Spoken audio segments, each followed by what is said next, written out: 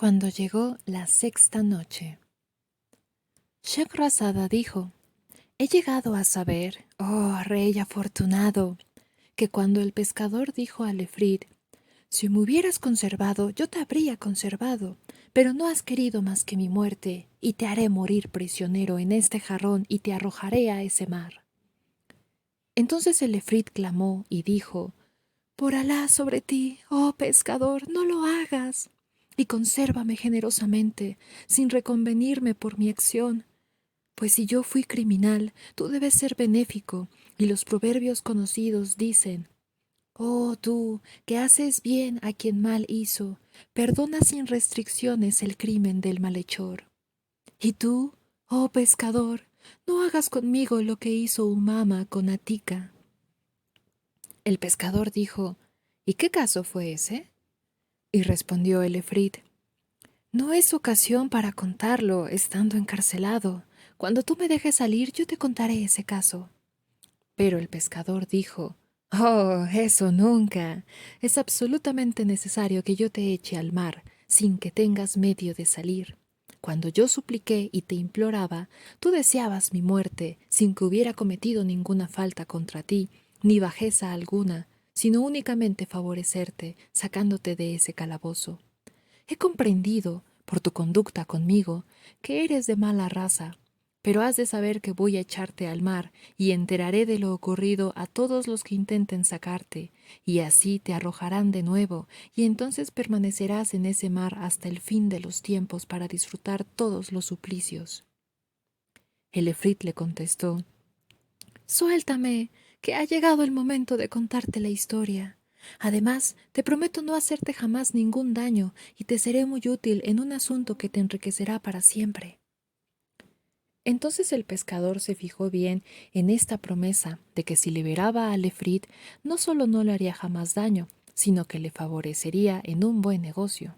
Y cuando se aseguró firmemente de su fe y de su promesa, y le tomó juramento por el nombre de Alá Todopoderoso, el pescador abrió el jarrón. Entonces el humo empezó a subir hasta que salió completamente y se convirtió en un efrit, cuyo rostro era espantosamente horrible. El efrit dio un puntapié al jarrón y lo tiró al mar. Cuando el pescador vio que el jarrón iba camino del mar, dio por segura su propia perdición, y orinándose encima, dijo: Verdaderamente, ¿no es esto una buena señal? Después intentó tranquilizarse, y dijo: Oh, Efrit, Alá Todopoderoso ha dicho: hay que cumplir los juramentos, porque se les exigirá cuenta de ellos. Y tú prometiste y juraste que no me harías traición, y si me la hicieras, Alá te castigará, porque es celoso, paciente y no olvida.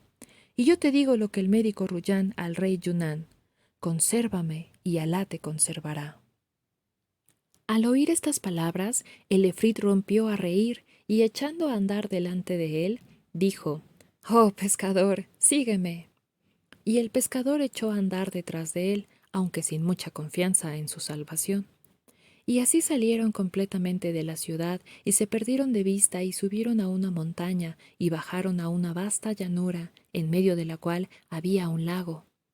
Entonces el efrit se detuvo y mandó al pescador que echara la red y pescase. Y el pescador miró a través del agua y vio peces blancos y peces rojos, azules y amarillos. Al verlos se maravilló el pescador. Después echó su red y cuando la hubo sacado encontró en ella 4 peces, cada uno de color distinto, y se alegró mucho. Y el efrit le dijo: Ve con esos peces al palacio del sultán, ofrécelos y te dará con qué enriquecerte. Y, mientras tanto, por Alá, discúlpame mis rudezas, pues olvidé los buenos modales con mi larga estancia en el fondo del mar, donde me he pasado 1800 años sin ver el mundo ni la superficie de la tierra. En cuanto a ti, vendrás todos los días a pescar a este sitio, pero nada más que una vez. Y ahora, que Alá te guarde con su protección. Y el efrit golpeó con sus 2 pies en tierra, y la tierra se abrió y le tragó. Entonces el pescador volvió a la ciudad, muy maravillado de lo que le había ocurrido con el efrit. Después tomó los peces y los llevó a su casa, y enseguida, Tomando una olla de barro, la llenó de agua y colocó en ella a los peces, que comenzaron a nadar en el agua contenida en la olla. Después puso esta olla en su cabeza y se encaminó al palacio del rey, según el efrit le había encargado. Cuando el pescador se presentó al rey y le ofreció los peces, el rey se asombró hasta el límite del asombro al ver aquellos peces que le ofrecía el pescador, porque nunca los había visto en su vida, ni de aquella especie ni de aquella calidad, y dispuso que entreguen esos peces a nuestra cocinera negra, porque esta esclava se la había regalado hacía 3 días solamente el rey de los Rum, y aún no había tenido ocasión de lucirse en su arte de la cocina. Así es que el visir le mandó que friera los peces y le dijo: «Oh, buena negra, me encarga el rey que te diga, si te guardo como un tesoro, oh gota de mis ojos, es porque te reservo para el día del ataque. De modo que demuéstranos hoy tu arte de cocinera y lo bueno de tus platos». Dicho esto, volvió el visir después de hacer sus encargos, y el rey ordenó que diera al pescador 400 dinares. Habiéndoselos dado el visir, los guardó el pescador en una halda de su túnica y volvió a su casa, cerca de su esposa, lleno de alegría y de expansión. Después compró a sus hijos todo lo que podía necesitar, y hasta aquí es lo que le ocurrió al pescador. En cuanto a la negra, tomó los peces, los limpió y los puso en el sartén. Después dejó que se frieran bien por un lado y los volvió enseguida del otro. Pero entonces, súbitamente, se abrió la pared de la cocina y por allí se filtró en la cocina una joven de esbelto talle, mejillas redondas y tersas, párpados pintados con un col negro, rostro gentil y cuerpo graciosamente inclinado.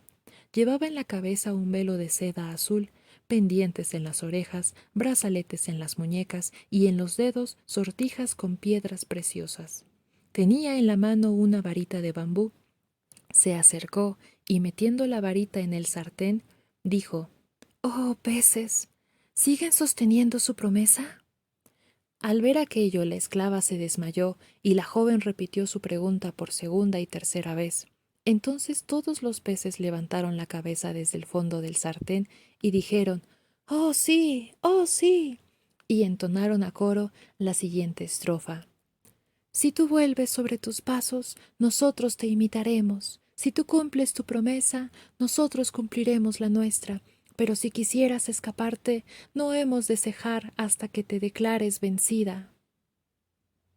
Al oír estas palabras, la joven derribó el sartén y salió por el mismo sitio por donde había entrado, y el muro de la cocina se cerró de nuevo. Cuando la esclava volvió de su desmayo, vio que se habían quemado los 4 peces y estaban negros como el carbón, y comenzó a decir: «¡Pobres pescados, pobres pescados!». Y mientras seguía lamentándose, he aquí que se presentó el visir, asomándose por detrás de su cabeza, y le dijo: «Llévale los pescados al sultán».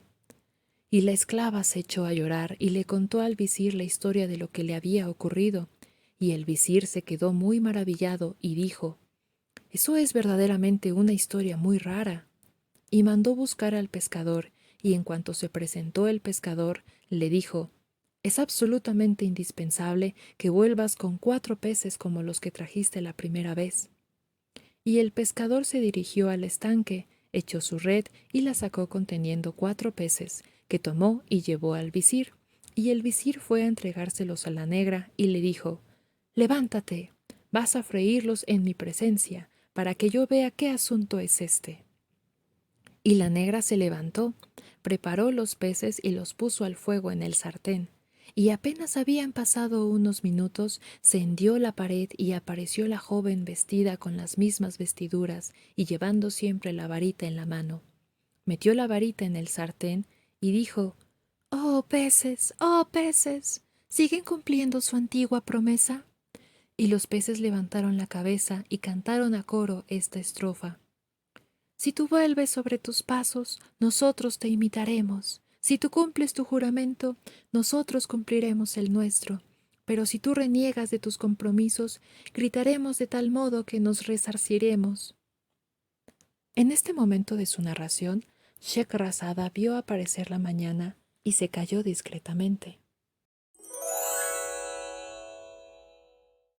Bueno, pues con esto Shekrazada logra sobrevivir otra noche y el Efrit también.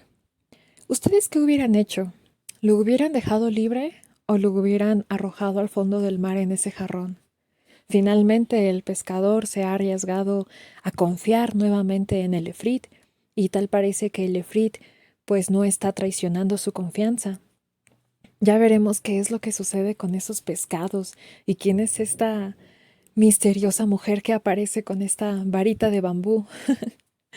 ¿Qué significado tendrá? Bueno, pues ya lo descubriremos el día de mañana cuando la historia continúe. Mientras tanto, les deseo a todos unos bellos sueños, un buen descanso, una bella noche y un hermoso despertar. Adiós, saludos.